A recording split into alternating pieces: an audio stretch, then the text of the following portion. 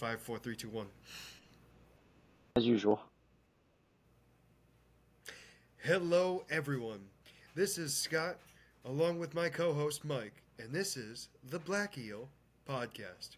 This is episode 6, although unofficially number 7, but we don't need to talk about that. So, today we are going to be talking about a variety of stuff. So, one of the biggest things is going to be Star Wars, and there is a lot to talk about. I mean, we have the end of Bad Batch, we have Mandalorian, and we have Ahsoka. And those are just the top 3. There was some other stuff that came up, but we don't have all the time in the world. And then we will move on to DC, talking about a movie that Mike made me watch, and we will discuss how we felt about it. And then in the final section, we will be talking about Marvel. And I have a game for us to see which Horsemen would you have for Apocalypse. And then, as always, we end the same way as we always do, with a character spotlight of characters that are not well known to the mainstream universe. But let us get right into it, and let's talk about Star Wars. All right, we got to start off with Bad Batch, okay? I mean, I know we talked about this together, but, I mean, my biggest thing for me was, first off, it was the season finale. It was the 2 episodes combined. And I say combined, they just released them at the same time. They were so good. They were phenomenal. So, hit you right in the emotions. It's, heartfelt. It was, got you going. Spoilers ahead, by the way, because we will be discussing this. It's been 2 weeks. But I don't care. No, I know, but I don't care. I'm just letting them know that there's spoilers. That way they can't get mad at us later. The big thing for me was the fact that I honestly thought this was gonna be the end. I really thought that this was going to be the end of the Bad Batch completely. And really, up until the very end, I was pretty damn sure I was right. It looked like it. They did such an excellent job of making it look like this was the end. I think what got me the most was when they killed Tech, or let me rephrase that, because we've had this discussion before where I'm not 1,000% sure he's dead. As it is in any kind of fictional universe, unless you see the body dead, they are not officially dead. So, and even then, that's not 100% true. They can always come back. Because there's always a way to come back. But no, that was the big thing for me, was the fact that they at least they gave the illusion that Tech was dead. And that's when I really thought, especially towards the end of the last episode, when the Empire was about to take the rest of the Bad Batch, I really thought they were going to kill them just to get to Omega. Mm-hmm. And it looked like they were going to, obviously. I mean, they did an excellent job of just showing all that. And like you said, it was an emotional roller coaster. I mean, the fact that, we knew something was going to happen to Tech when he was the one who decided to go on top of the rails. Yep. But I don't think I was prepared with them doing what they did. No, I was expecting him to get shot by a ship or something. I wasn't expecting such a. I mean, that's one of the things that I always say. When it's a main character, they're not going to just kill them off and nonchalantly. It's going to be, they're going to make it big and dramatic, so that way it's effective. But it just, the way that they did it, I wasn't expecting it. Just so, they were fighting till the end, and they just didn't want to lose him, and he made the decision to sacrifice himself for the betterment of the team, and oh boy. Yeah, no, like you said, as soon as, I saw online everyone was predicting Echo to die, and I'm like, I feel like he's not going to die, whatever. And as soon as, like you said, as soon as Tech climbed out of the car and started climbing up, I'm like, yep, he's dead. Yeah, I mean, we knew there had to have been some sort of major death, or the possibility of a major death, but I don't think... I don't know what I was thinking, to be honest with you. I just didn't. I don't know. I just didn't expect him until he got up there, actually. Mm-hmm. And again, I agree with you. I think they did it in such a way where it was also heartfelt. Like, he sacrificed himself for the better of the team, which is a great way to go, in my opinion. And obviously, in their line of work, it is the best way to go, Mm-hmm. if you had to choose. Yeah. But I just felt like, from a viewer, and I agree with you, that it felt. But it felt unsatisfying of his death, but I also feel like that's the point. Like this is a wartime Hmm. where like people's deaths, not all deaths are going to be heroic. Not all deaths, and even though he, don't get me wrong, it was heroic, but what I'm getting at, it's not going to be like this grand thing necessarily. Oh yeah. You know what I mean? And I think that's what really threw me off for this one. But yeah, I think the other wrench in the machine was the fact that there's a female clone. Hmm. The scientist that's been working with the assistant to the scientist, the lead scientist for the Empire, was a clone, a female It is clone. a clone. Yep. And she is Omega's sister, as she said. I mean, they're all the clones. She's all the clones' sister, and Yeah, it begs the question of, like we talked about a little bit on the side, was when did they start making her? When did they grow? When did they? When was she grown? When did she? How long has she been around?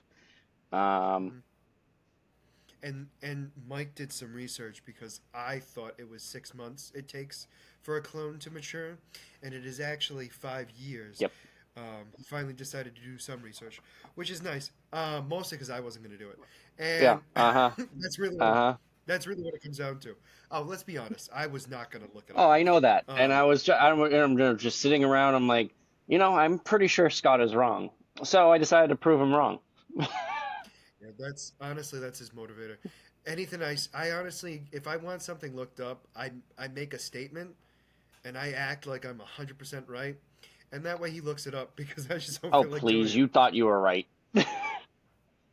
I will say this: I did think because the time span in the episodes of the Clone Wars where we saw like the clones in the academy Hmm. to when we see them as adults, it was a short amount of time air wise, meaning like from that episode to the other episode, there wasn't a significant amount of time, and they never specified that there was a significant amount of time because 5 years Yeah, is a long time. that's But at the same time, it didn't need to be a full 5 years because they were they were already, already in the school, so they were probably around like two. I would say, at least a fourth of the way Yeah, there. they were probably around two or so, and then by the time the next season came, then they hit like 4 or 5 Right. years old. Which I mean, all right, which makes sense. But you understand what I'm saying. It was just one of those things where it felt so short, Yeah. but at the same time, they had already started the growth process, so it wasn't like we were seeing them right from their At creation. the same time, too, I mean, the big problem with Star Wars, which everyone always has an issue with, it, they don't date their stuff. So everything is When it just, comes out, yeah, it's just everything is speculation, and they confirm it nonchalantly in side interviews or whatever, and we're all yeah. sitting here like, what's going on? No, and I agree with you, and I think if anything, that's like the biggest downfall of Star Wars right now is the fact that they literally don't date anything. Hmm. And I'm just wondering if they do it just to cover themselves in case they want to change it later. Like, oh, if this doesn't work, let's change the date. I mean, like, here's the thing, and I don't mean that to be like a mean thing, but I know they've had a lot of heat lately. Well, I say lately, but basically the last trilogy, they had a lot of heat on them. Yeah. So I think they're just trying to cover Well, their own they BS. always get heat on them after every trilogy. The prequels weren't so well loved when they first came out. No, it wasn't until the Clone Wars that people really started liking them. Yep. And I mean, no, Rebels didn't really have that much to do with it, but Rebels was awesome. Well, Um, Rebels was just a nod to the original fans for that stuck through the Clone Wars, and just being able to fill in the gaps of more questions that the Clone Wars TV show had made that they could then finish off as just like how I know you came into the series late, so you watched when you were watching Clone Wars, you watched all seven seasons altogether, whereas I watched the first 6 seasons, then watched Rebels, and then went back to watch season 7, and it had such an even bigger impact because they're going back and doing giving all these nods to Rebels that you couldn't. I mean, no, like you couldn't appreciate it as much as like no, other people just because you were watching it straight through. no, and I agree with you. And I think one of the positives I will say for my end anyway, was a lot of the issues people had, I didn't have. Mm-hmm. True. Meaning like, meaning like I didn't have that huge gap in time of watching it and then waiting, Yep. being like, "Oh, this is awful." They did like, what are these people? I get to see literally all these characters like develop, and then see them die and being like, "Oh," Mm-hmm. you know what I'm saying? And I got the pleasure of that, and I think, and I hate saying this, but I think I'm happy I didn't watch it when I did. I mean, I'm happy I watched it when I did, Mm-hmm. uh, in the sense of just for the fact that I got to enjoy it fully. There was very few things I didn't I didn't like, but I yeah, awesome. Bad Batch was awesome. Yeah, let's Um, get back onto the Bad Batch topic instead of drifting off to the other sides. But we again once again found Tech when they revealed the scientist being a clone. We found Tech again as well as other clones, and she said that he was healing. Um, no, Crosshairs. right, right. Sorry, crosshairs. He was healing. I'm confused. um, So, I think that's more, he got re-educated or whatever. So now when he is healed, he's going to be a loyal servant to the Empire. And I'm curious what they're going to do with Omega to help further the cloning process. Well, here's what I understood that piece to be.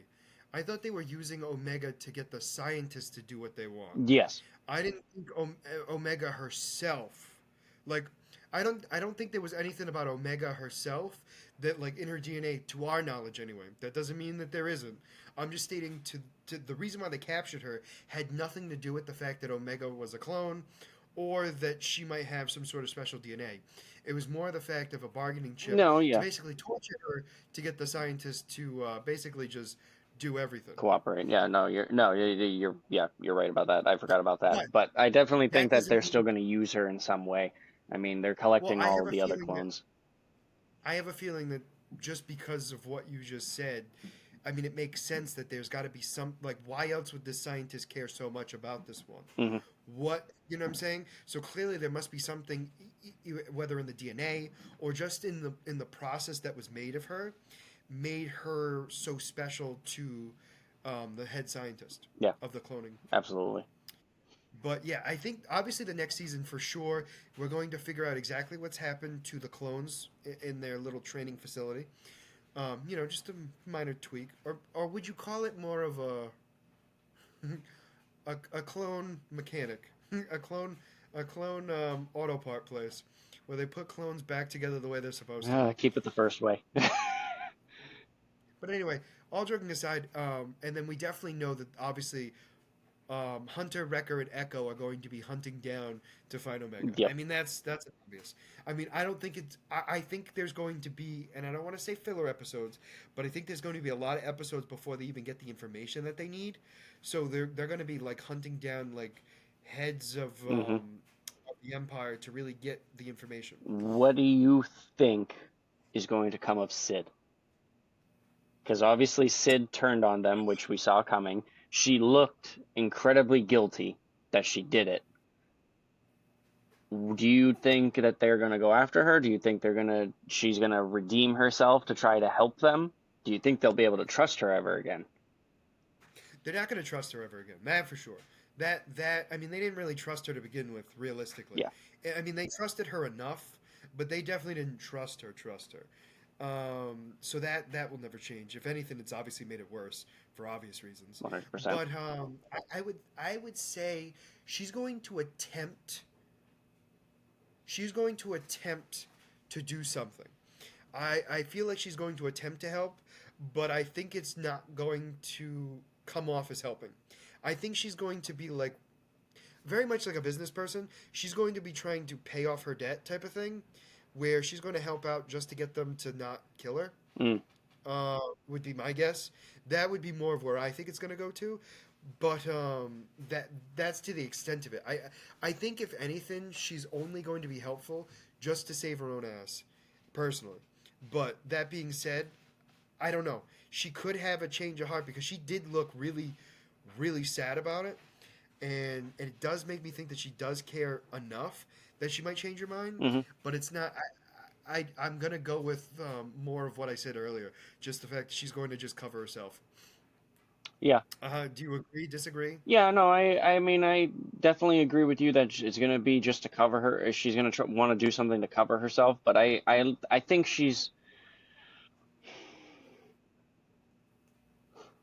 she's going to play, I think she's going to end up playing more of a major role. I don't think it's going to backfire on them. I think she's going to try to help them to try to get in their good graces.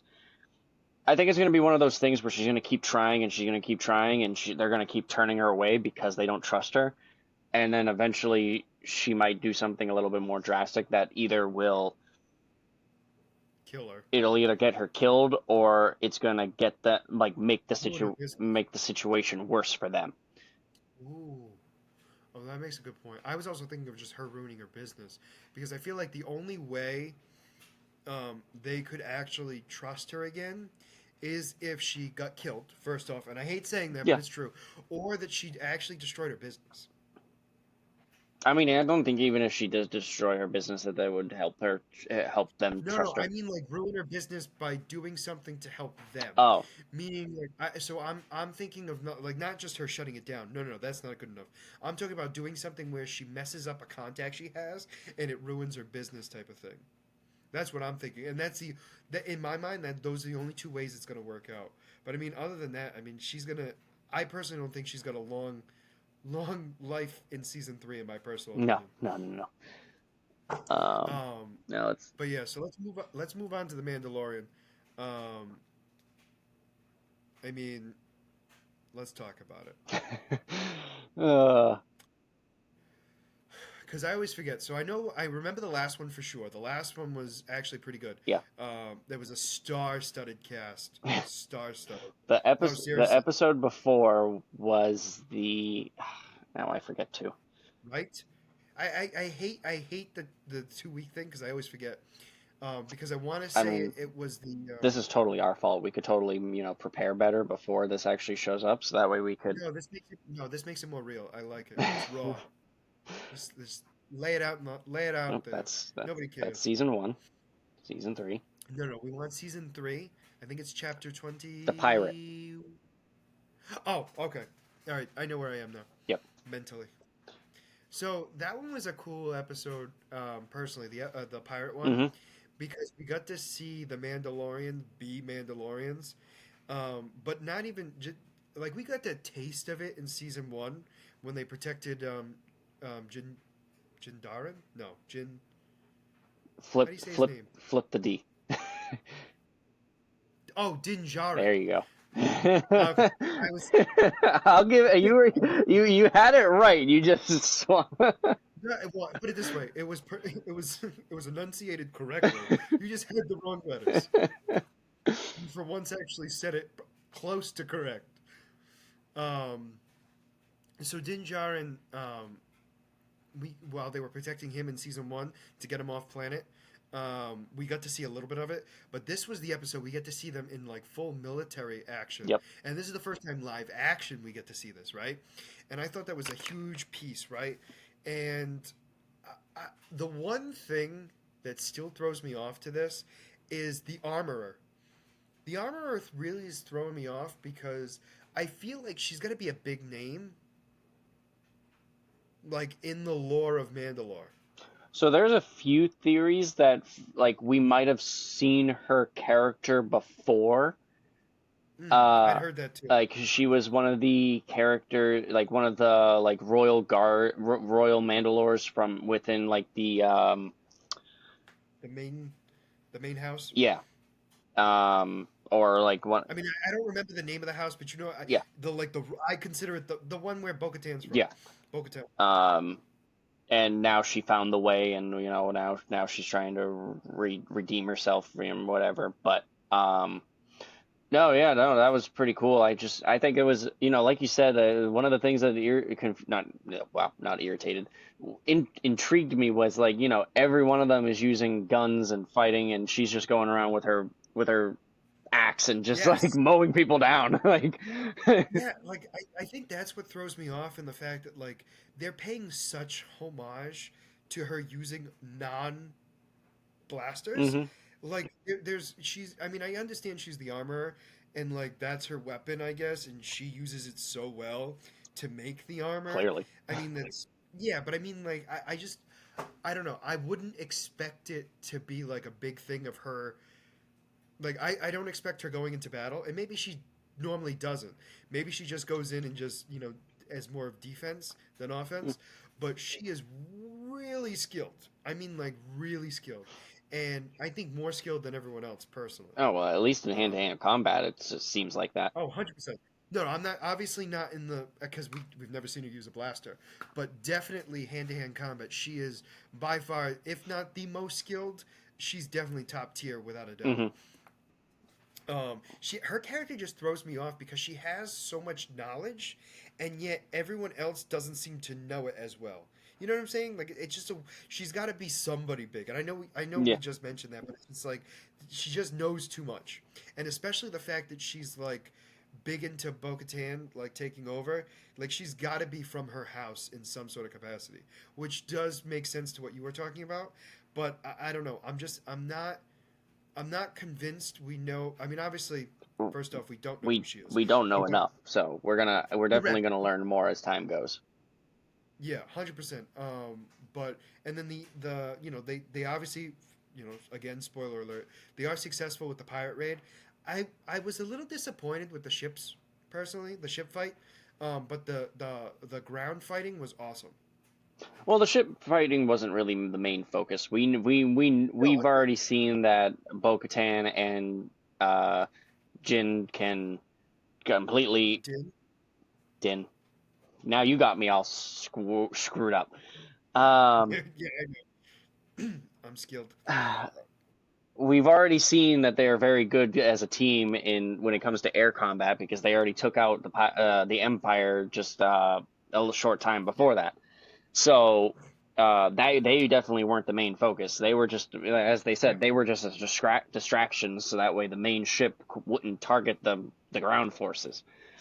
correct. And then and then the ground forces could maneuver through, which, like you said, we haven't seen that in live action before. We could actually see the Mandalorians in action as they're infiltrating and how they think and how they operate, which was just amazing.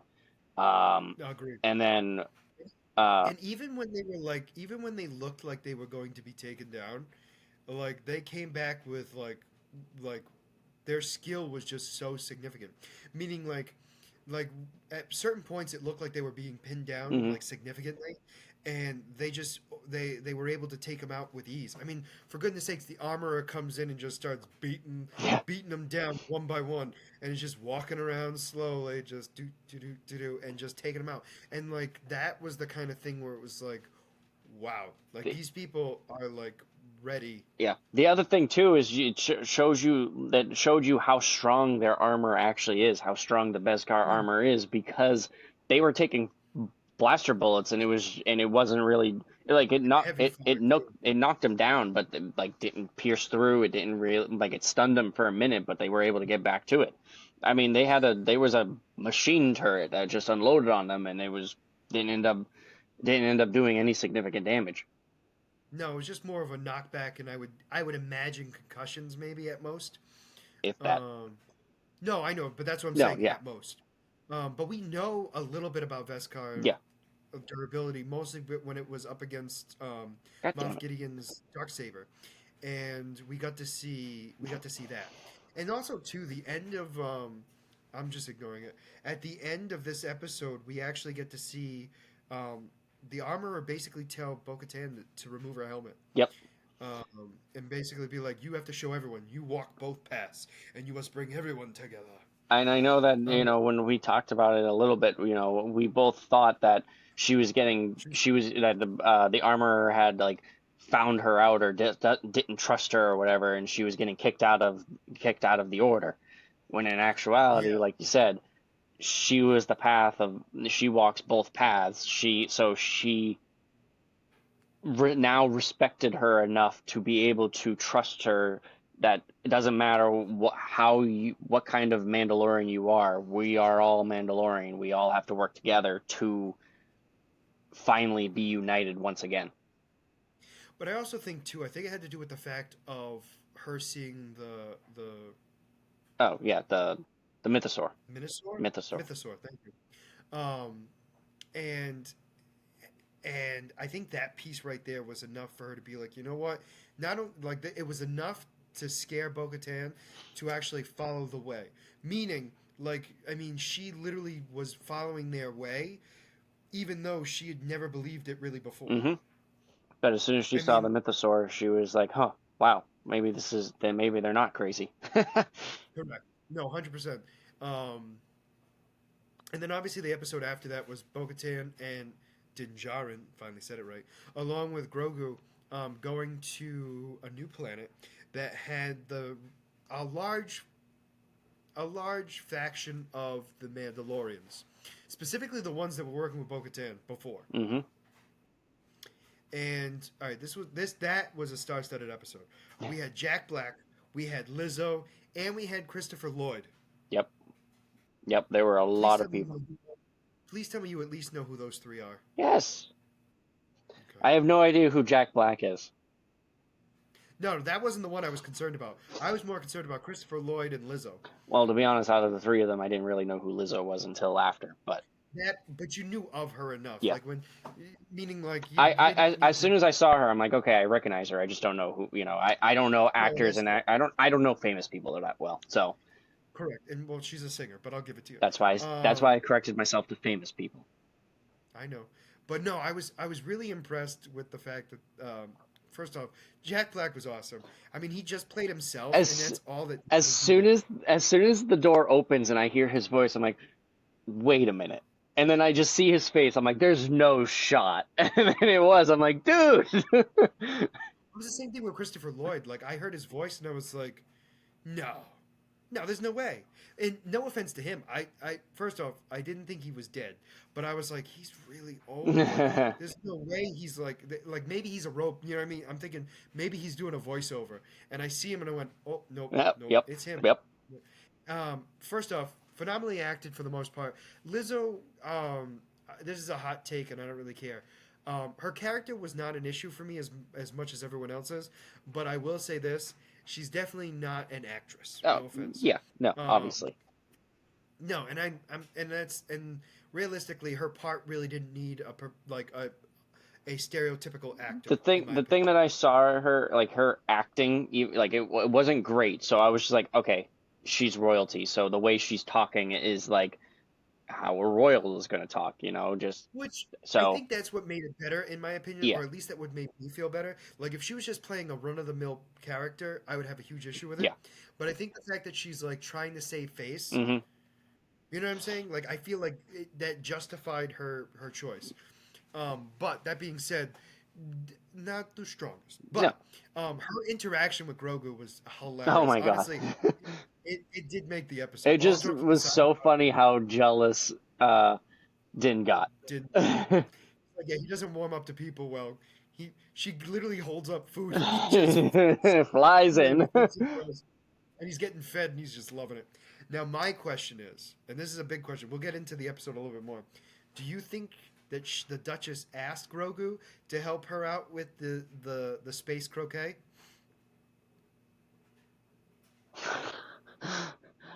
Or did he just do it out of the kindness of his heart?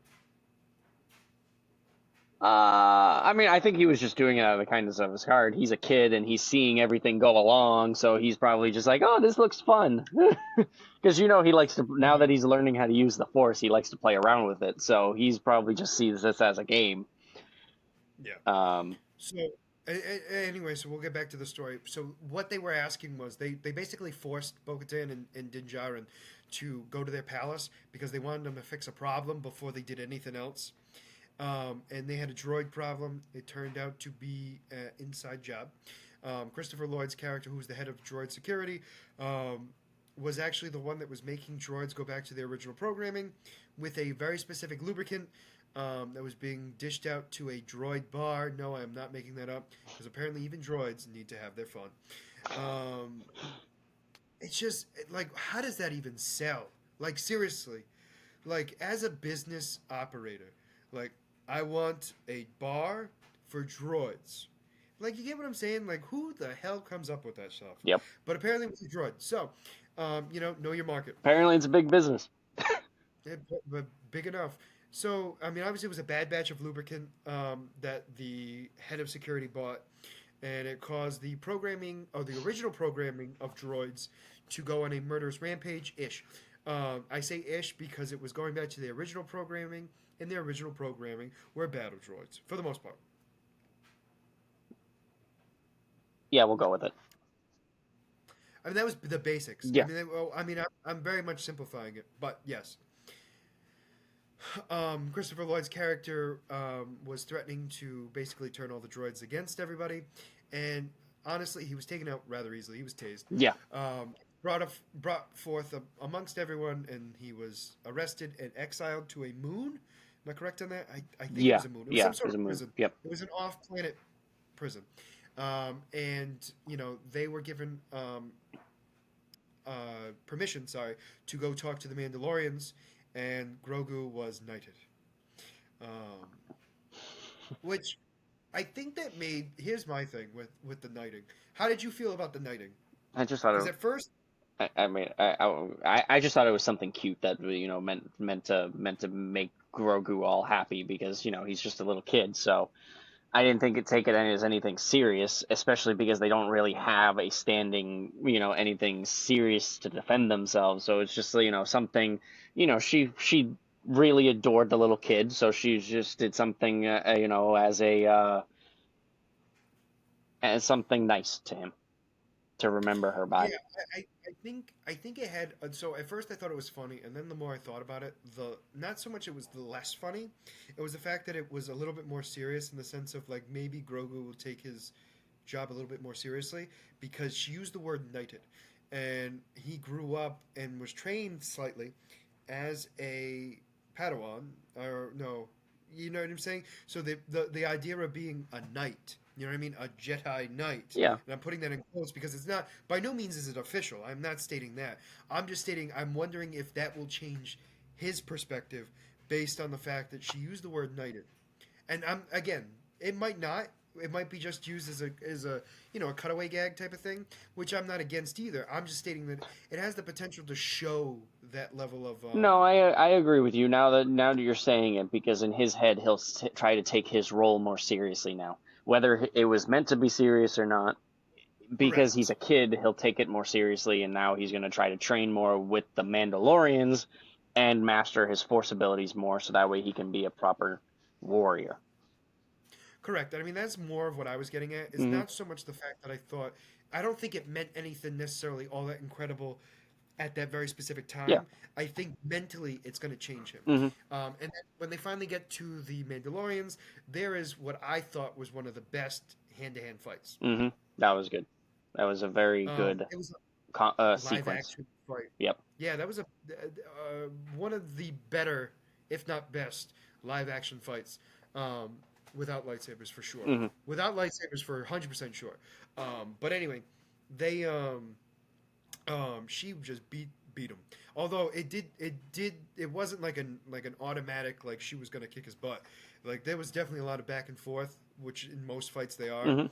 Uh, but it was the sheer fact that she she wanted him to yield. She didn't want to kill him, Yep.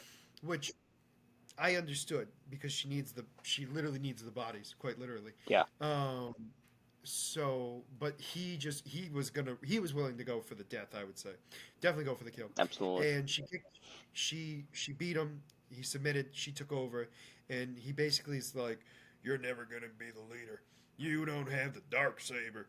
And that's when Din is like, "Here you go." She's like, "I can't take it," and everyone's like, "She can't take it." And he's like, "No, no, no, it's hers." And I think that piece right there, I didn't even think of it.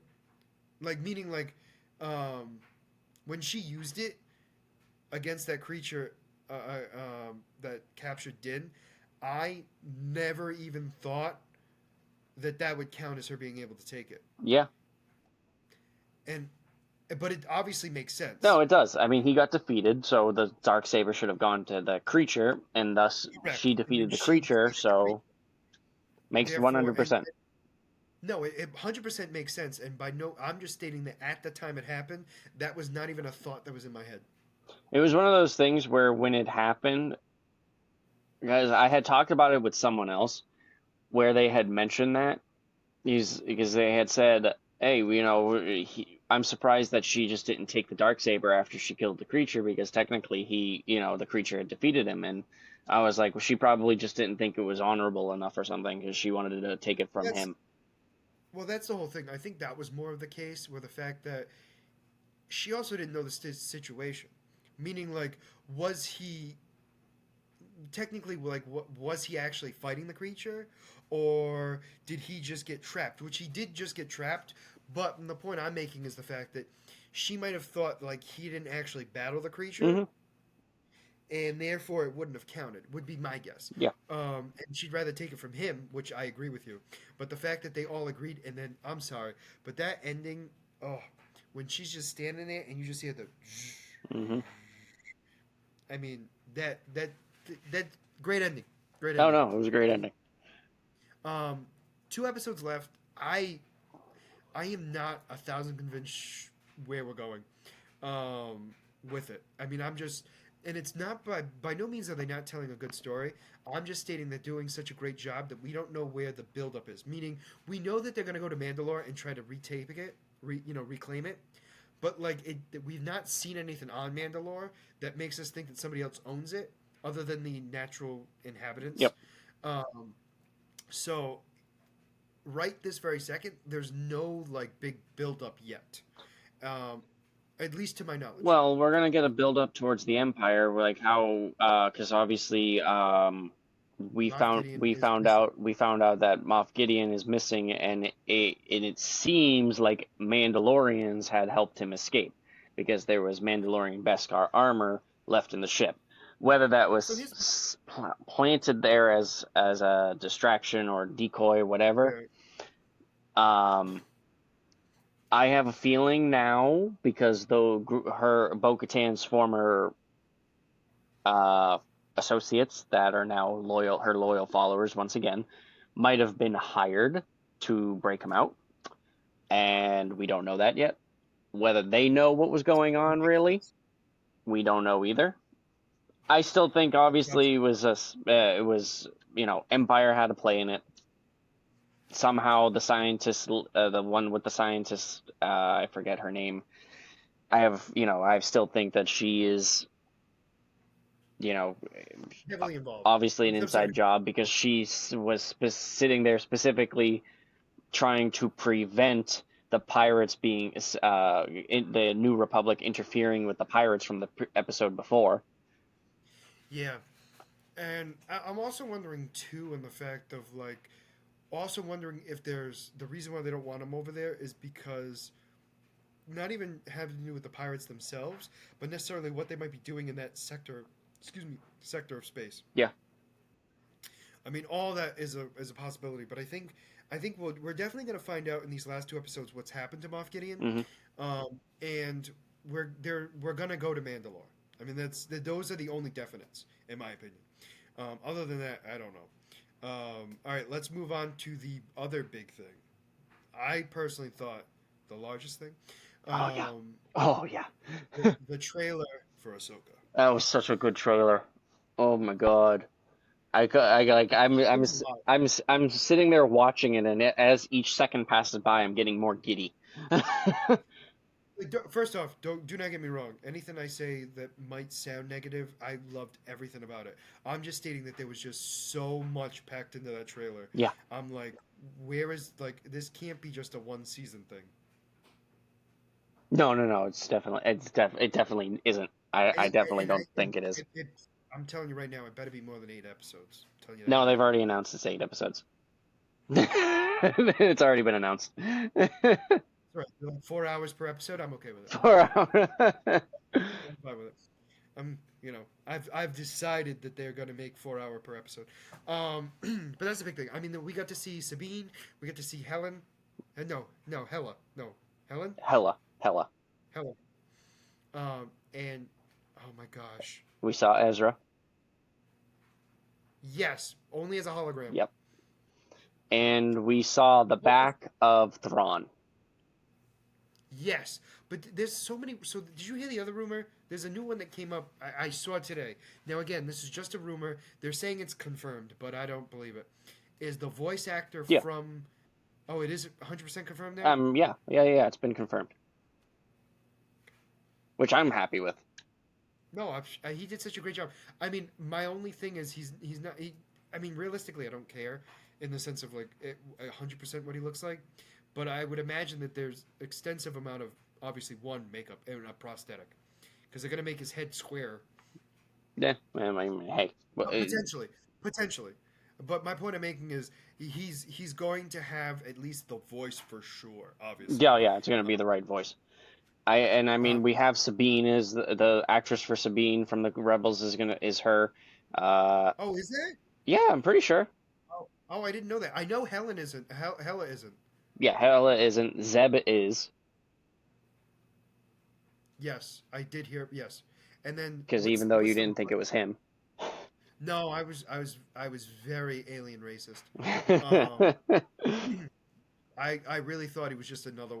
I really didn't think it was him. I was like, there's no way that I just thought it was somebody else. I knew it was the same species. I will say that obviously, but I just didn't think it was him. But anyway, not the main point of that story. Thank you. Oh Is it yeah. what's the robot name again? The droid, Sparky? No, Oh my God. right, right. Um, hold on, I'm looking it up now. Keep talking. Keep talking.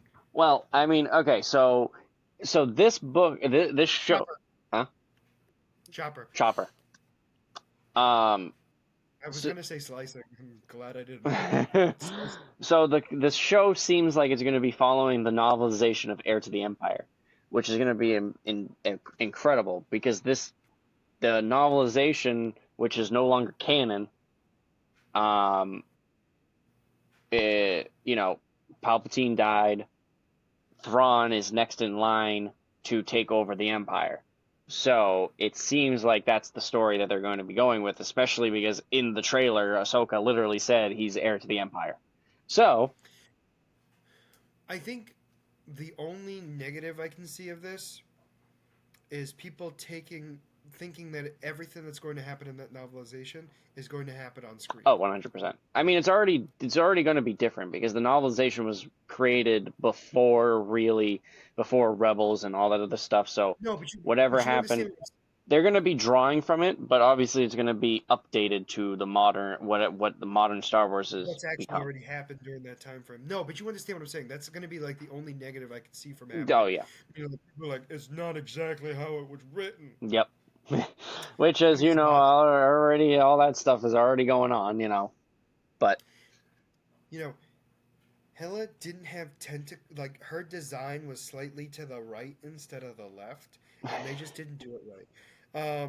I hate fans like that because you nitpick everything. yeah, It's like enjoy the show.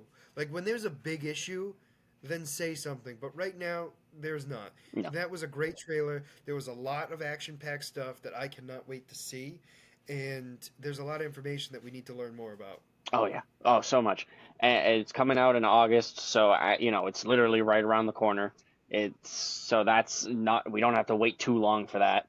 So I'm super excited for that. Well, it still could be technically pushed back, Okay, it FYI. could be pushed back, but But the fact that they're saying August already, because they didn't, I don't even think they had like even a month at that time. I think I said summer when I first was talking about it, yeah. or the end of this year.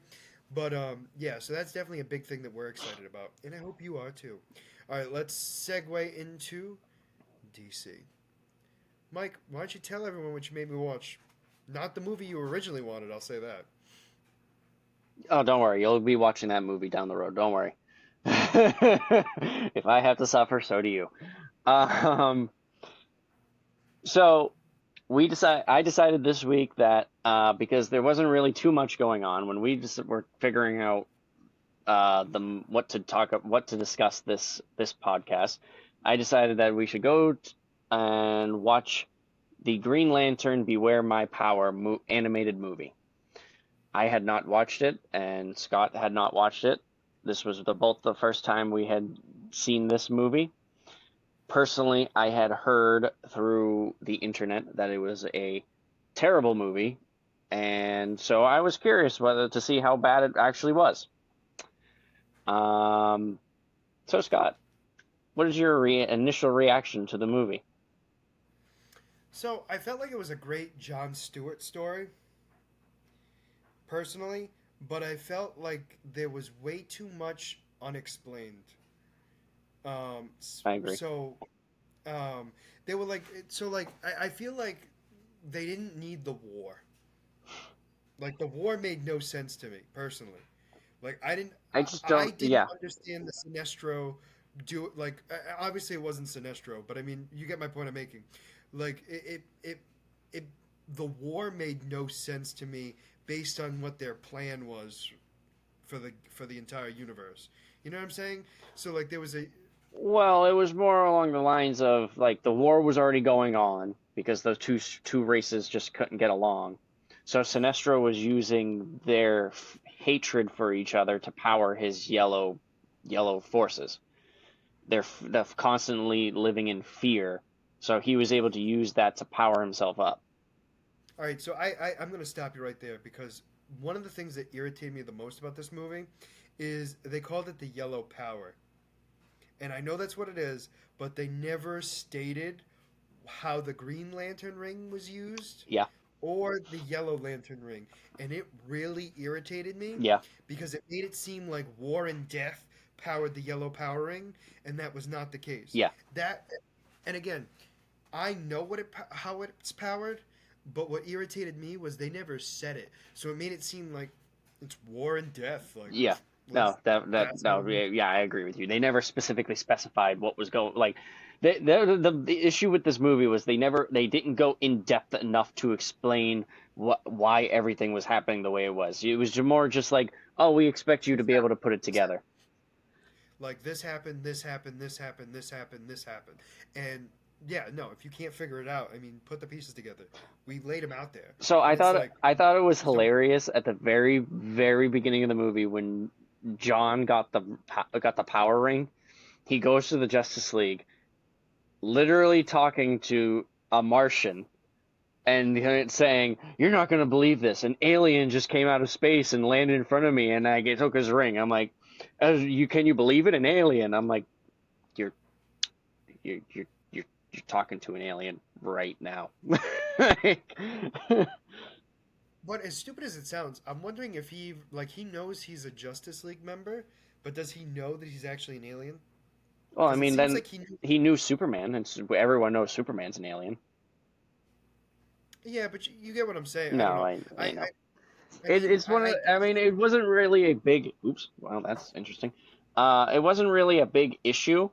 It's just I thought it was I just thought it was one of those small funny things. oh no, it was definitely funny. Do not get me wrong. That scene was hilarious. I just personally like Green Arrow.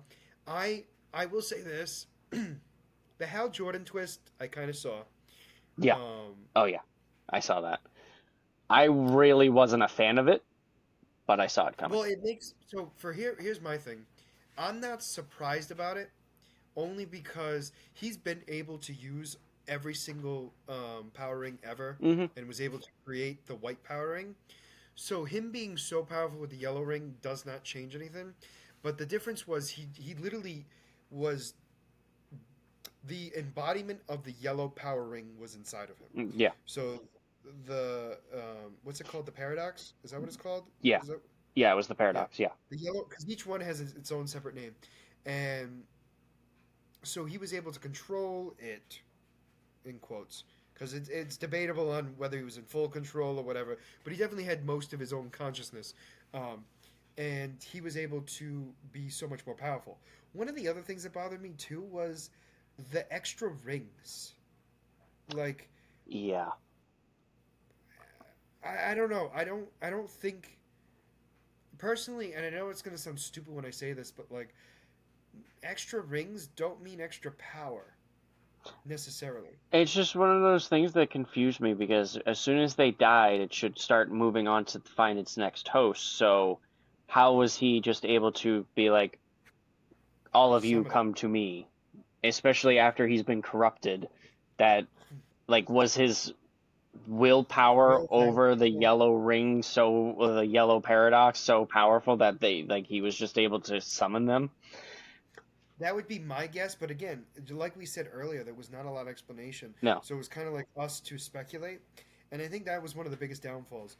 Personally, I was kind of PO'd that they killed Hal Jordan, um, and the fact that it was Green Arrow, especially him like making such a big deal about not killing, and then him doing it, and then doing it so nonchalantly, kind of, or like making it seem nonchalantly, I will say. And the fact that it was an arrow, he was a god basically. He was taking nukes to the face, and then all of a sudden an arrow. Well, at that point, he lost all of the rings. Doesn't matter. Don't care. Don't care. I um, don't care. Hawk Girl, great. yep. Um, Adam Strange, I thought was good. Um, oh, agreed. The other thing too was did I miss something in that movie, or did we not see them start to work together all of a sudden and then be friendly? Like that felt like it came out of nowhere. no, Like they hated each that was literally one of those in between scenes. Like, well, it was literally they were at each other's throat. John Stewart other. And then the next scene, and Oliver Queen are walking away discussing things. And then they come back into the room and they're like, "Are you two actually working together?" And they're just literally glaring we at him. found this out, and like we know exactly what's going on. It Like literally it was was just like, "Oh, yep, we serious. expect you to know." Like, yep. Yeah, I mean that was the biggest downfall for the movie in my opinion. I felt like honestly, personally, if they got rid of the war, um, in my personal opinion, if they got rid of the war and just had Sinestro and Hal Jordan try to take over the universe or destroy the universe, I think it would have been a 10 times better movie, personally. Um, The other thing that it irked me was I know Sinestro is, powerful. I know the yellow ring is supposed to be more powerful than the green power ring, but Sinestro just and Hal Jordan just literally went to Io and wiped everybody out without an issue. so here's my thing with that, and why I'm not as mad about that is because he literally had the creature that created the yellow powering in him, and that, and you have to understand, like that's the god. You know what I mean? No, Like that I literally is. understand that, but they also had they had all the Guardians at Io. Like I'm not. so I'm not disagreeing with you on that front. I'm just stating that the only thing that I can state that would make more sense is that they didn't fuse with the green. You know what I'm saying? yeah, I And I guess. know it's semantics, and I agree with you. I'm just stating like that one piece was not, in my opinion, the most far fetched. All right. I just think it's more confusing that they let any of them live. That the fact that one of the Guardians was able to escape. Yeah, that's true. That's also true. I think that's more of what I'm shocked about personally. But again, like when they showed the destruction of that, we never saw anybody escape. I was expecting to see him get on the ship and be able to sneak out or Like something, we and it spoke didn't. with like a little, just like a little blip or something, like Yeah. something, nothing. Yeah, I feel like there was like the writers kind of just went like, "This is we're gonna do this," Hmm. and like expect us to know what was going on. Like I was honestly questioning whether or not like there was a movie before this that I was missing. Honestly, like seriously, Uh, to explain a little and bit more. Yeah. maybe, but unfortunately, I had no clue. So, wasn't a huge fan of it. I mean, I'd give it probably a 6.5 out of 10. I mean, it did have some great stuff. I will say that. I mean, Hal Jordan as a villain, I actually did like, surprisingly. Um, One of my big thing, one of the big things that before I saw the movie that I was going in looking for was the fact that everyone was saying that this movie was it butchered the characters of that were involved in the movie, and aside for like what they did with Hal Jordan, I didn't really see anything that was really out of the ordinary, aside for maybe Jon Stewart being reluctant to take on the Power Ring at first. But I was gonna say if if anything, like, and I'm not saying this is a detriment to his character, but maybe the PTSD, because I don't think he actually has that in the comics, or at least not originally. I mean the PTSD thing I don't really have an issue with just because the No, no, no. And I'm not. Here's my thing. I'm stating it only because it might be different, mm, but I thought it actually worked out better personally.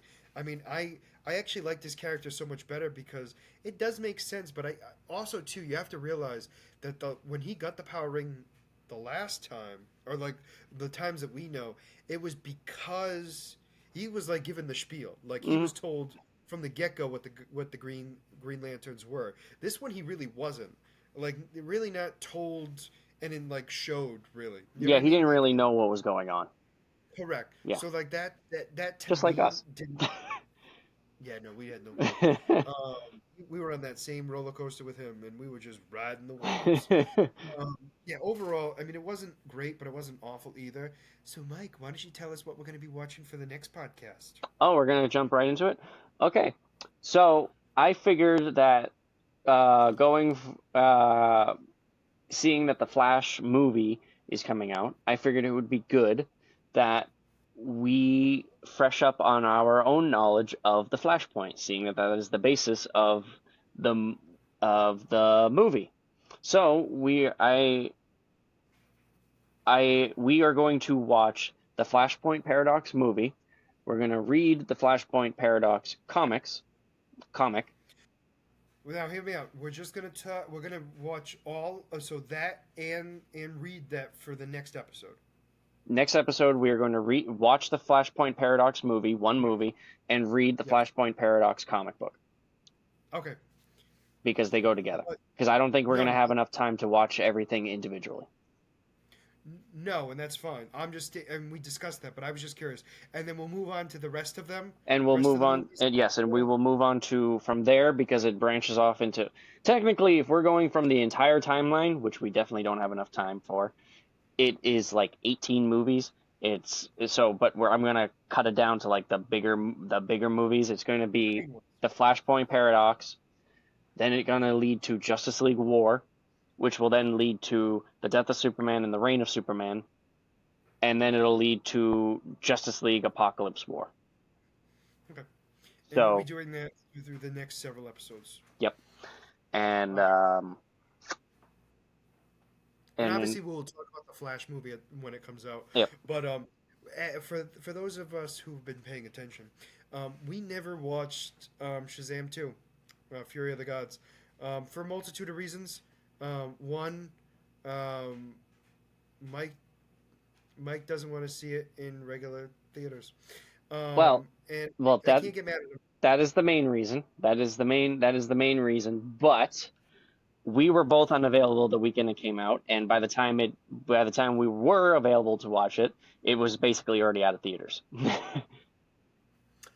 Yes. I think So that anyway, I think when I was able to watch it, the closest theater that it was near me was like a 45-minute drive, and I wasn't going to do that. I will just wait for it to come out on HBO. you're hearing it right here first, folks. He doesn't care enough. But to be fair, I wouldn't have either. Yeah, I'm sorry, But did you it care makes it. enough? You had more time than I did. First off, I just said I didn't. All right, but I was making a point. I literally said it right after I said it. I don't know why you're looking at me in that tone of voice. Now, let us move on to my favorite part of Nope, the. nope. There's one more thing to talk about in DC. Oh, Blue Beetle. There was a trailer. Sorry. I'm sorry, I forgot completely about it. Okay. First off, that trailer was awesome. I forgot about Blue Beetle. Yeah, so was that a leak or did that actually come out? No, that was a legitimate trailer. It was announced for a while that it was coming out that day. Okay. Yeah. So for those of you who don't know, the main character, the actor, is he plays um, the lead character in Cobra Kai. And what is hilarious is Cobra Kai has supposedly one final season left, and it's kind of ironic that he's going to be starting in the new DCEU. Because DCU. isn't that? Oh, is it just DCU? DCU right now, yeah. The Um, extended universe is the Snyderverse, which is now dead. oh, okay, okay. My apologies. My apologies. I'm learning letters. Um, so this is supposed to be not the first one, right? It's supposed to be the first solo one, though, right? Or is this? Oh, for the DCU movies. So no, this is supposed to be the first one Yeah, because the Flash is tech. So the Flash is the final movie of the DCEU, but which then is also is sort of going the to first. yeah, it's going to set up the DCU movies because it's Okay. Flashpoint. Yeah. So anyway, so we start off to see Yami. Jaime, No, Jaime, Jaime. Jaime. Thank you. Yami. Jaime. yay me. I will say this. It made it look like he was like. At first I was like, wow, they're really changing this character a lot, because made it look like he was on a beach, like in this suave outfit, super rich and everything. And it's like, hey, you want to scrape the gum off the rest of this table because it's not going to do it itself. And you're just like, okay, no, we're right where we need to be. Better. 100%. And so first off, he gets the suit in a weird way, but I don't hate it. Um, How is it weird? like Oh, he's like, like he kind of stole it. Yeah, okay. well, like stole it, but not really. Like they kind of like protect us type of thing, but don't open it. Hmm. And then he opened it, and then it got him. Yeah, Um, this first off, the suit looks amazing. yeah. No, that does look really good. For the first trailer, I mean the suit. I mean, obviously it must be CGI, but I mean that suit looks awesome, and it looks comic book accurate. Yeah, Some of the Easter eggs we got to see Blue Beetle 1 and 2 in it. Granted, it was just their suits, but still. Um, and I think we definitely saw the Blue Beetle ship, um, yeah. and it was brief, but it was there. Mhm. And I think we might have actually seen the villain, but it is unclear. Yeah, I mean, Um, this has just been the teaser trailer, so setting no, up no, everything. So we don't have all 100%. the insight, If, but yeah, and I get it. I think if it's who I think it is, and I'm not talking about character wise, I'm talking about actor wise. Um, if it's who I think it is, that character plays a wonderful villain. So I will not be mad about it whatsoever. So I'm perfectly okay with it. I will say this: we've seen George Lopez in it. Yep. Which everyone, some sections of the internet are very upset about that because he called Batman a fascist, and the internet is up in arms about that. I mean, get over it. I mean, Small it was percentage of the internet, which is making me laugh. But it's just stupid. But anyway, but that small percentage of the internet always tries to have the biggest voice. yep. But I mean, honestly, I'm actually looking forward to it. I mean, not that I wasn't looking forward to it to begin with, but when I found out their casting for who was going to play Blue Beetle, I was really excited because that kid is perfect. I mean, that role is made for him. Good. All seriousness. Looking forward to it. In my personal opinion, I mean, that's like 100% his character. Like, he is a nerd in the sense of like super excited about everything and like also smart, but like also willing to kick butt at the same time. Like, he's played this character before, obviously not with a high tech suit, Hmm. but definitely excited to see him in the big screen. But that is definitely it for DC though. Now it is. Let's move on to Marvel. So I'm going to start off Marvel before we get into my game. I started watching the MCU again from the beginning, and I started about the last episode, and I just made it to Captain Marvel. I'm actually in Captain Marvel. The Oh, one thing I will say, so you finished Captain Agent Carter, Carter, yes, Agent Carter, Captain Carter. Thank you. No, Agent Carter. No, I Agent was right. Carter. Agent Carter. Captain Carter, somebody else. Yep. Find out until Phase 4. Um, the the big thing for me was the fact that they made Howard Stark exactly like his son, sleeping around with every single woman on the planet. Um, I mean, literally. Uh, there was not a woman he didn't sleep with, except Peggy. She was the only one. And then I think the only thing I would say that was bad about it was the season, like the series ends, and there it should have been another season.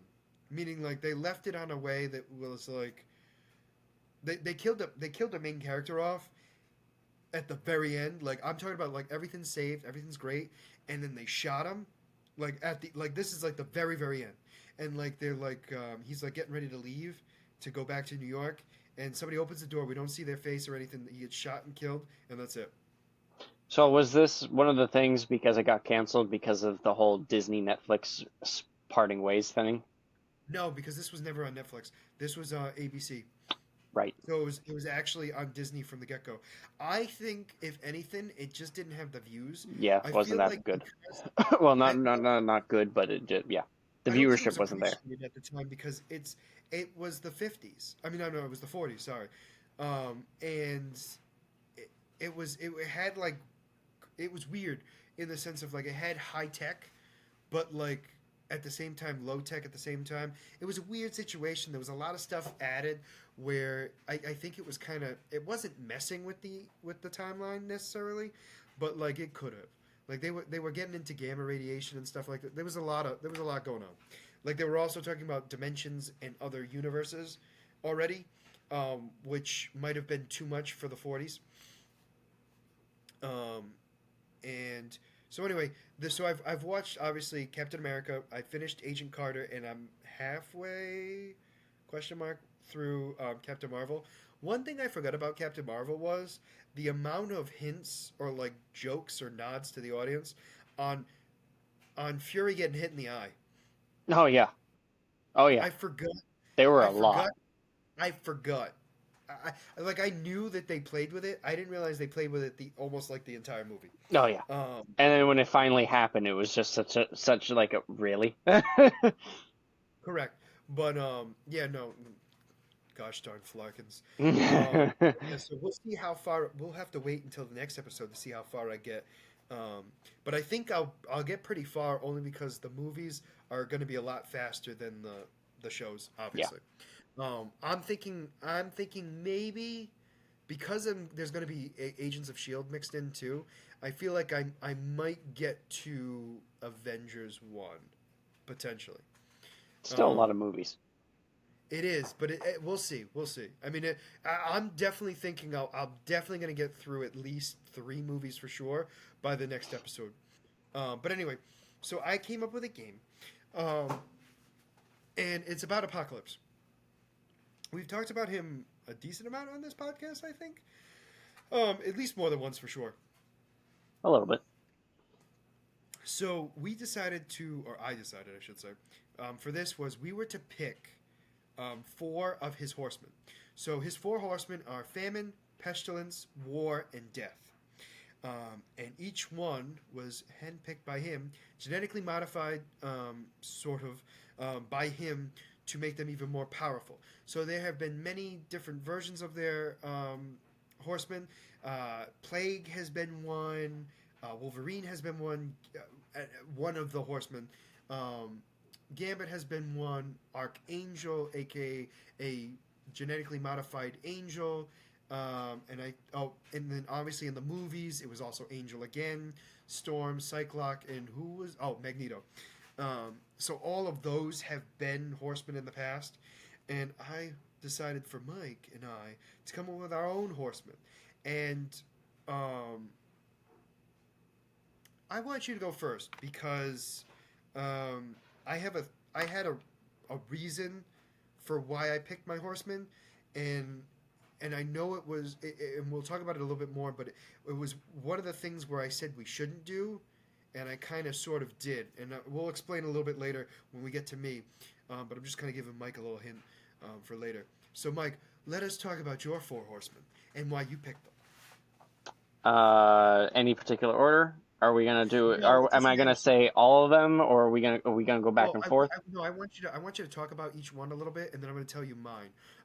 So like you go all 4 yours and say like you could go on your spiel on like this is who I was thinking type of thing. Okay. But the other stipulation was the characters we chose for the 4 horsemen had to somehow relate to the name that they went with. So war, death, pestilence, and famine. Just so you're all aware too. Okay. Oh no. Famine. No, I said famine. I was right. Sorry. Continue. Okay. um, Okay, so I know you opened it up to the entire Marvel universe for this, but to be honest, for all of them, um, all for three out of the four, they were actually I still stuck with mainly mutants, to be honest. So I felt like out of all of them, they were just the most likely to stick with it. Did you do the same thing? No, I'm laughing because so the reason why what I was talking about earlier was I literally was like, no, we're gonna open it up to the entire Marvel universe. But then I was like, it's Apocalypse. He's only gonna pick mutants, and so like I'll talk about like what was like thought about at the time, but like I went with all mutants actually, all four. Oh, okay. It's So just all like four when I'm trying to are figure just out the the characters, I'm just like the mutants just worked better to me. agreed. But anyway, continue. All right, so we'll start it off with uh I'll start with Death. So for Death, I chose a mutant. His name is Elixir. Ooh, I like him. Elixir is an Omega level mutant. He is a student of Xavier, and he literally controls the biological uh, structure of living beings. So, like, he can give them life and he can take them away. So, in my head, what better person for Apocalypse to pick in control of death than a mutant that could literally control a person's life force? And, yeah. No, no, I was gonna ask, is he the one who, based on the type of power he uses, like healing people and killing people, changes his either color or his demeanor? I forget what it is, but there's something that changes. Like when he uses it for good, he's a certain way, and when he uses it for like evil, it's like a whole nother thing. Is that the one I'm thinking of? Because I know who you're talking about. He heals people, and that's like his main shtick. But he has also killed people too. Um, from what I saw, it didn't specify that. No, and that's fine. No, no, no, that's fine. I was just curious because I thought I read that, but I could be thinking of a different character. That's why I was asking. But anyway, continue. So that's death, and it makes sense. Um, but yeah, for the most part, his abilities, he can heal people, resurrect. He's basically immortal because he can take the life force and use it for himself. He Mhm. can manipulate another person's life force. He can genetically mess with another person's genetics, and literally, if he wanted, he can touch you and just kill you. So like you Oh, I said, was correct. The trauma causes his skin to turn black. oh, okay, yeah. From Didn't killing people. from what I saw from my quick research, I did not see that. So, No, no, no, and that's not a big thing. I was just curious because well, I'm thinking of like seeing him as a horseman. He's literally gonna look like death because he's gonna be like completely pitch black. um, That's death. So that's yep, one. that's death. I'll move on to Famine. For Famine, I chose Sunspot.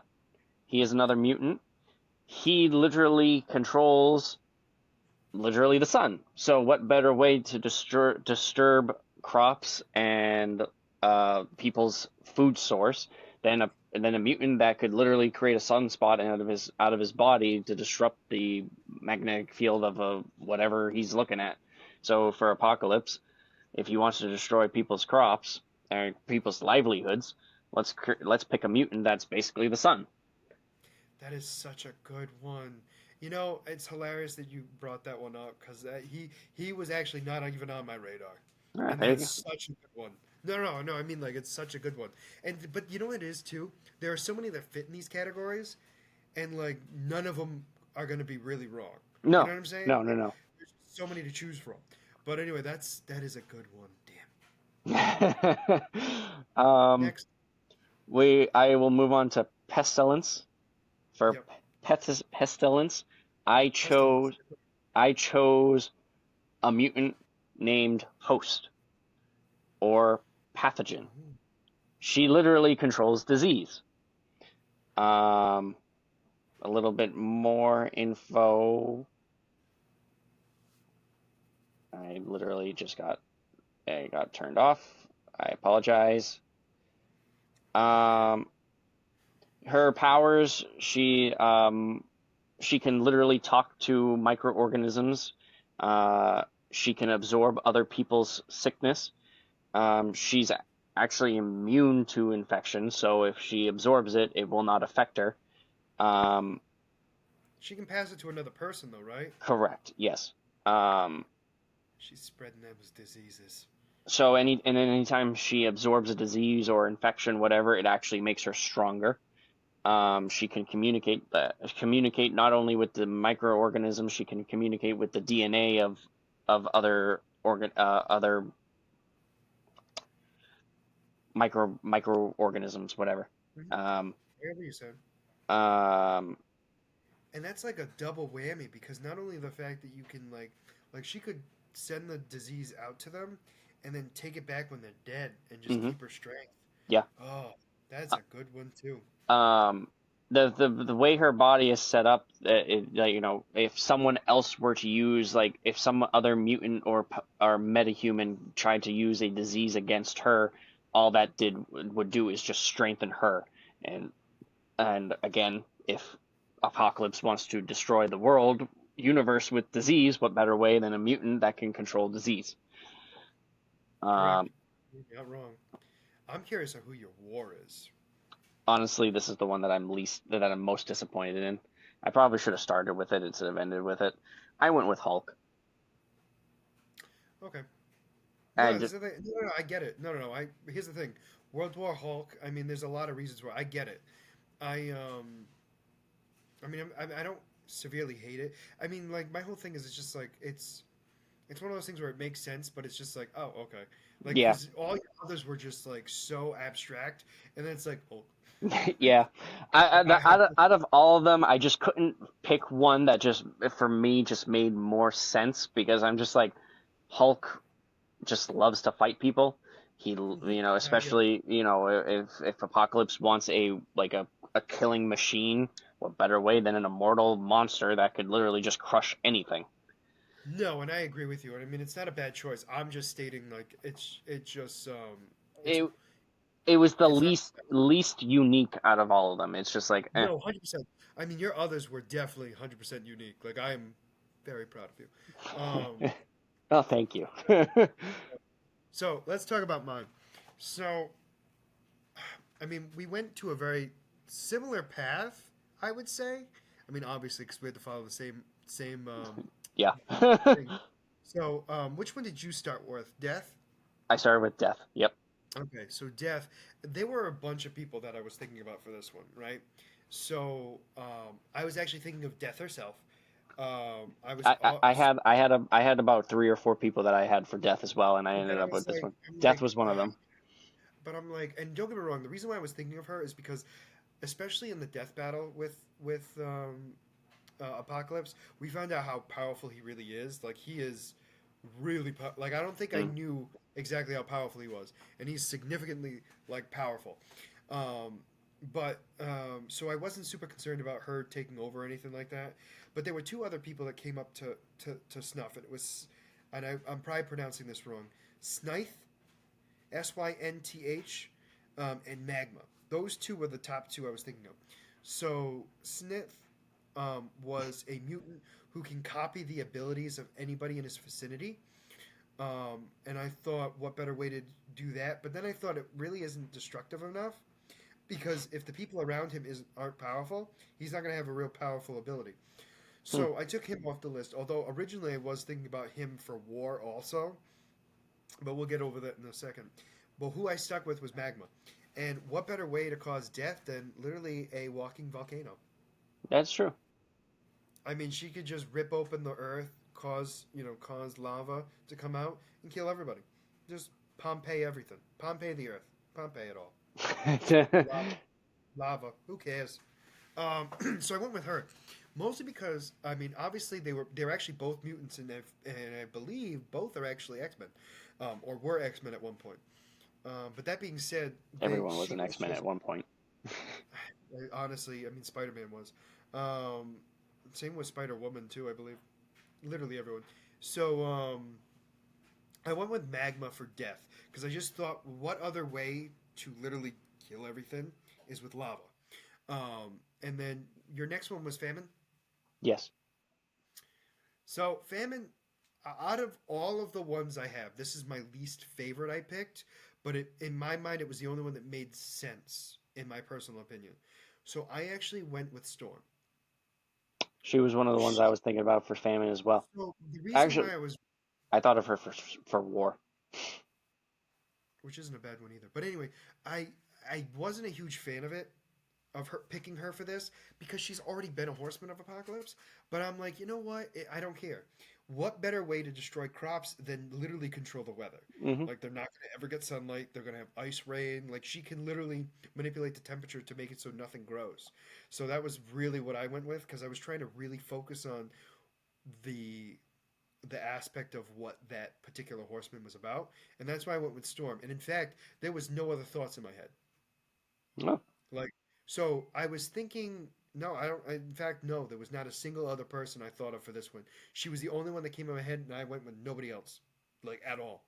Um, and I was kind of surprised by it, in my opinion, because there was I think it was just the toughest one for me because it's like famine, like just destroy everything, but it's like no, destruction's more death for me. You know what I mean? Like yeah. who can actually do it without having to destroy everything, but could Storm. So now let's move on to Um, pestilence. Sorry. The one of so there were a lot I was trying to think of for this. So I was thinking of plague at one point, who has already been Yep. a horseman. So I kicked her off rather quickly. I believe it's a her. And then I went with symbiotes.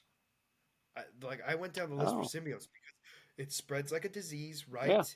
So I was debating between Carnage and Venom because I'm like, ooh, Carnage would be perfect for this. But every time I thought about this, I'm like, they're just gonna try to take over Apocalypse. You know what I mean? Like That's the true. symbiotes. So I was like, I'm gonna go against it. So I kicked the symbiotes out, although I thought it was a great thought, and I went with somebody who's very unknown. Um, and it's a mutant by the name of Mind Worm.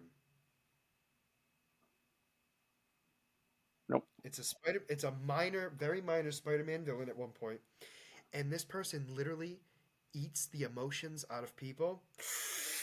Oh, They're dead.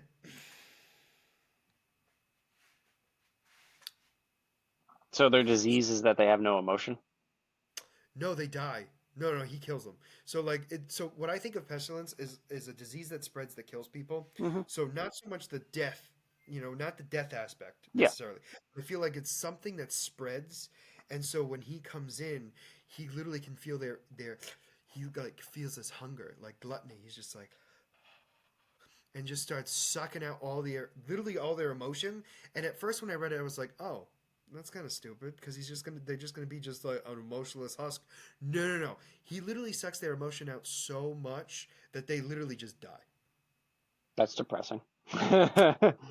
No, I know. And the best part is Spider-Man, like super minor villain, and so he's a mutant, which is a whole nother thing, right? So he's a mutant, which even fits it even better. But the fact is that he has to control his hunger, and he tries to do so, and that's why he becomes um, not necessarily a good guy, but not a bad guy anymore. But I think it would be like perfect because Apocalypse would manipulate his hunger to just have him just suck the emotion out of people. That would make sense. That would make sense. Absolutely. Uh, I didn't go with the typical disease route, and I'm okay with it because I felt like that in itself can be a disease. Yeah. Um, and then war. Now, for war, there have been many people who've held this title. Wolverine being one of them. What do you need to have a war, Mike? Weapons. Just weapons by themselves? You're just gonna have weapons kill people? What do you need? Soldiers. There we go. And what better person than a mutant who can manipulate himself and make multiple copies of himself? It is none other than the Multiple Man. And he would be the Horseman of War Okay. because who else could make millions of copies of himself? Now, granted, by himself he cannot do it, but I am thinking with the manipulation of Apocalypse helping, because they're all going to be mutated in some extra way because he's going to make them into his own horsemen. So to the point where this guy is going to be able to make an army of himself and just let them out. Okay. Oh, that makes sense. That's a good one. That's a really good I one. was so proud of that one. You have no idea. hmm By the way, Hulk did come up. Uh, Seriously, all joking aside, Hulk was one, but I was like, I don't want him. I even thought of War Machine, as stupid as that is. Yep. Uh, that like, and I was like, it's just it doesn't work. Like I don't like it. Um, I was thinking too, and I know it's not talking about like the literal God of War. Uh, like I was like, should I bring in Ares? Should I bring that? But he's not really that talked about in Marvel, I feel like. So I was like, I don't want it to so be too much. well, it could have also been Thor too, because I Yeah. mean, like, because the whole thing is like, here's my thing. Like, I wanted the mutant theme just because the more I thought about it, the more it was like Apocalypse is only going to pick mutants because he's a mutant. Like hmm he's the god of mutants in his mind. He's the first mutant for sure. And so that's why, and in fact, I wouldn't have kept the theme if I didn't find a multiple man, because multiple man is the only one on this list that I was found last. So like I was like trying to come up with a like a war, like who can do like massive like hmm attacks and stuff like that, and like he didn't come up at all. Like I was flipping through my encyclopedia of Marvel, and I'm like, and then all of a sudden multiple man came up, and I was like, I found him.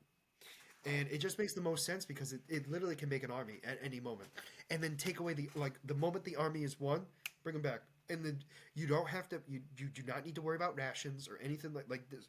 It just made so much sense, and I was so proud of me. No, that's a good one. That was a good one. No, I was like I said, the only one that I like Mindworm was Mindworm and Storm.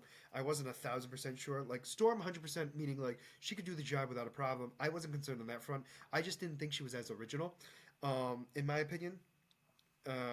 But Mindworm was definitely 100% original, meaning like nobody would have ever thought of that.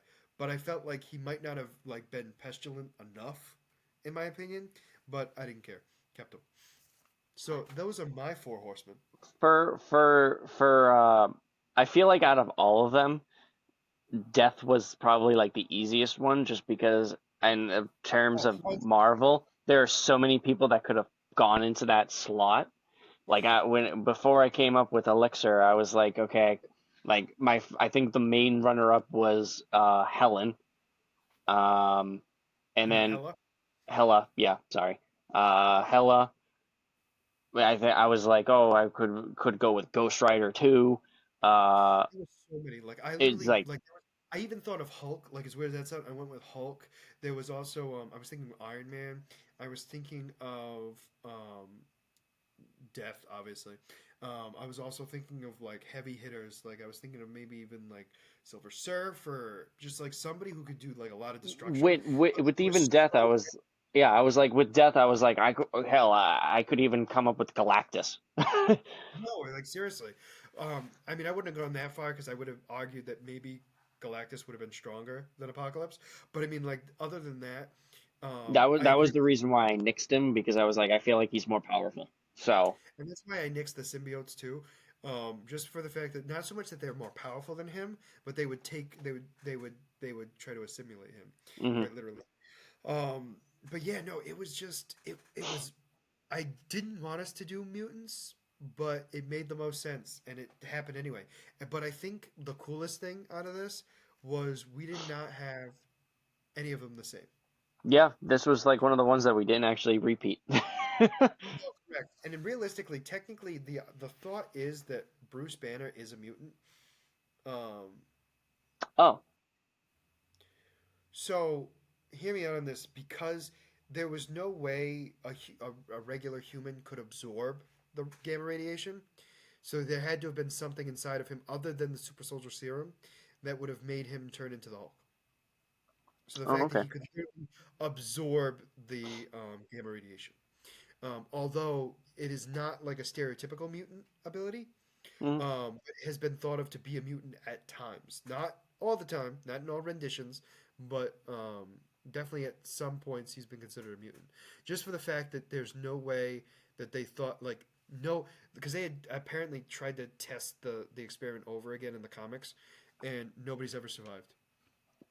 He was the only one. So the only rational decision was the fact that he had to have been a mutant, and they couldn't get his DNA to test to see if he had the X gene, mostly due to the fact of the genetic change from the gamma radiation. Oh, It okay. was inconclusive. It was considered to be inconclusive to know for sure if he had the X gene, um, which is whatever. But he's been thought of to be a mutant at times, so it's not like you were completely off the rails. Meaning, like you almost, I would consider all four being mutants. Um, Yay. but no, it was just one of those things where it's like Apocalypse would only pick mutants, and that was like the thing that I didn't think about. Like, because it was like, no, we should have the whole entire Marvel universe. And I think what made it happen for me was thinking about that made me realize like Apocalypse wouldn't want it. No. Like it's Yeah. still putting the stipulation there. I feel like it was better because I had a much more appreciation to Apocalypse's way in the sense of like he's like, no, no, I only want mutants. You know what I Yeah. mean? And it makes the most amount of sense. So, let us move on to the final part of our podcast. As we always do, we end with a character spotlight from each of us. And I don't remember who started last time. I think you started.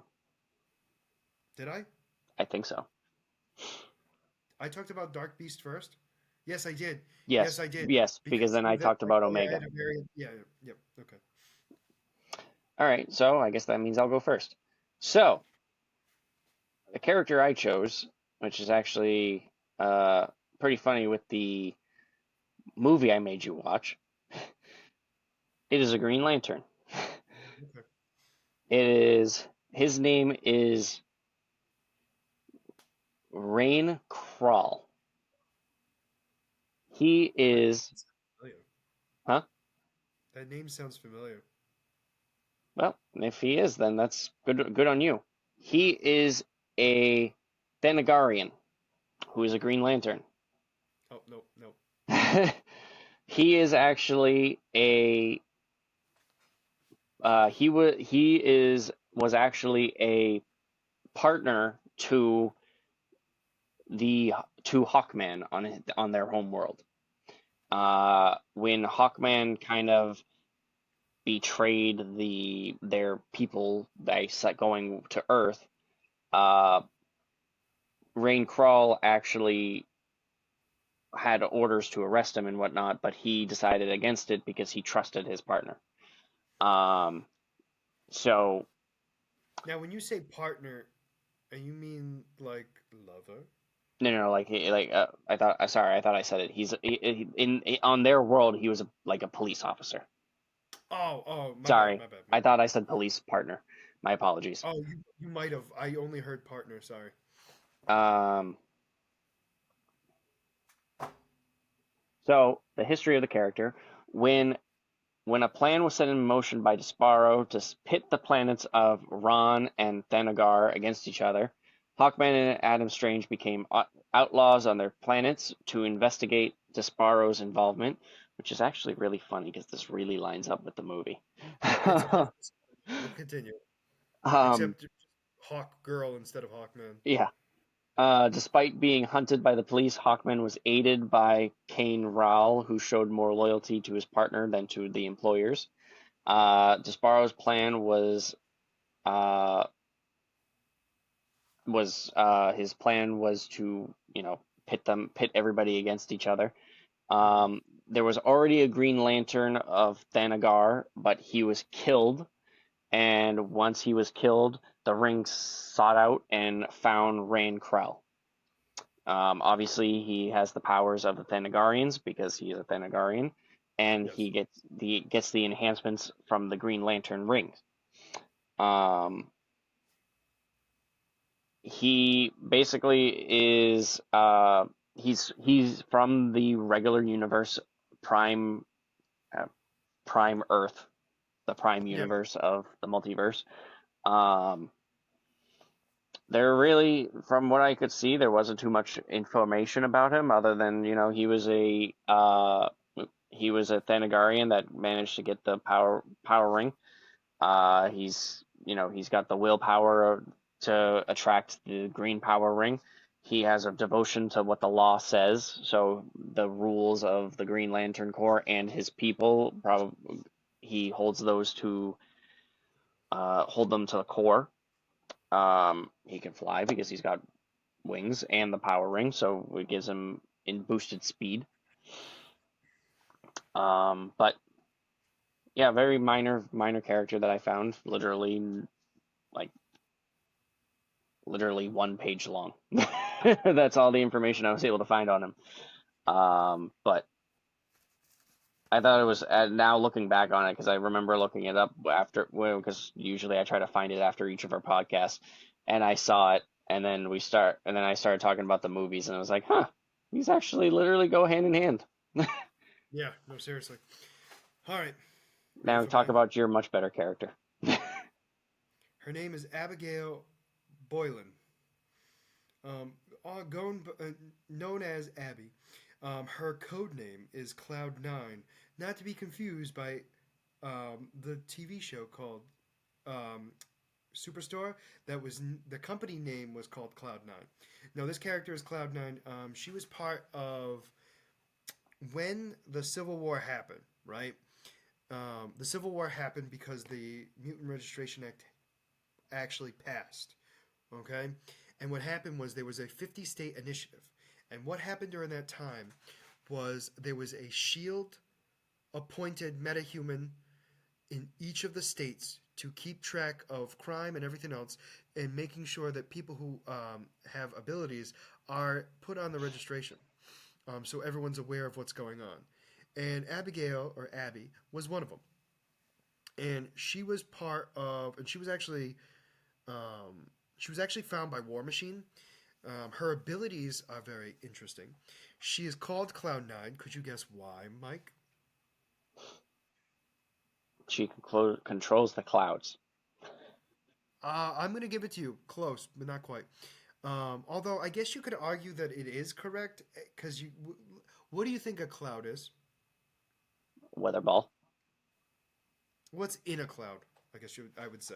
moisture, Is it moisture in a liquid form or a different form? gas form. Okay. So the reason why I say it that way is because she controls a cloud of gas on which she can fly and also use to manipulate it to surround others, blind them, and even suffocate them. Oh, okay. So she was actually What's funny is found. I was trying to be a smartass. Yeah, I know. So she was found in Illinois, but her actual station, she was actually stationed in Montana. So she was, don't ask me why. Do not ask me why. Do not ask me why at all. So Scott, she why was was she actually why was she stationed in Montana? because of the clouds. So I decided to ask. I have no idea the reason. I think they would just randomly assign specific areas, um, just based on what they needed. And I would also guess that in some sort of capacity that she was picked that because it might work for her power, but I don't know that for a fact. So apparently she has gaseous aerokinesis is actually the name of her power, and she's able to generate a cloud-like alien gas, confirmed to be extraterrestrial in origin, and she's able to manipulate the gas and manipulate its shape and movement for a variety of effects such as flying, suffocation, which we already talked about, and mist in general. She's also stated to be below class 50 in the threat classification of the initiative, which during that was the fact that she I don't know if the threat classification had to do with how likely she was to use her power for destruction or if her ability was just not considered that destructive. That was not clear. And obviously surprisingly she is a sharpshooter, which I didn't realize. They were given an training, like military training, to be a part of the initiative. Hmm. And War Machine actually was training the recruits, and she was highly skilled with a sniper rifle, which is scary because she can fly in places that most people can't get to. And apparently, she also has emotional distance, which I find weird that they classify that as an ability. And it's stated that she has such an emotional distance, and she does so she can protect herself from fear-based attacks. So basically, she don't care about anybody. Hmm. Um, Her basic equipment is a flight suit, including goggles. She has her former initiative costume, which was different than her homemade costume for obvious reasons. Um, Her homemade suit was basically a winter coat and clothes and gloves, Gloves goggles, and gloves. gloves and goggles. And her weapons, she had sniper rifle with adamantine bullets, Ooh. an energy pulse rifle. I know, and an automatic grenade launcher. Why does it need to be automatic? Um, and then obviously her transportation is clear as day. It's her alien gas. And one of the big things is it is unclear where her power came from, meaning like they don't classify her as a mutant. Um, they classify her as a metahuman, which I know is stupid because it to most people it's the same thing in their minds, but it's not clear on where her power came from.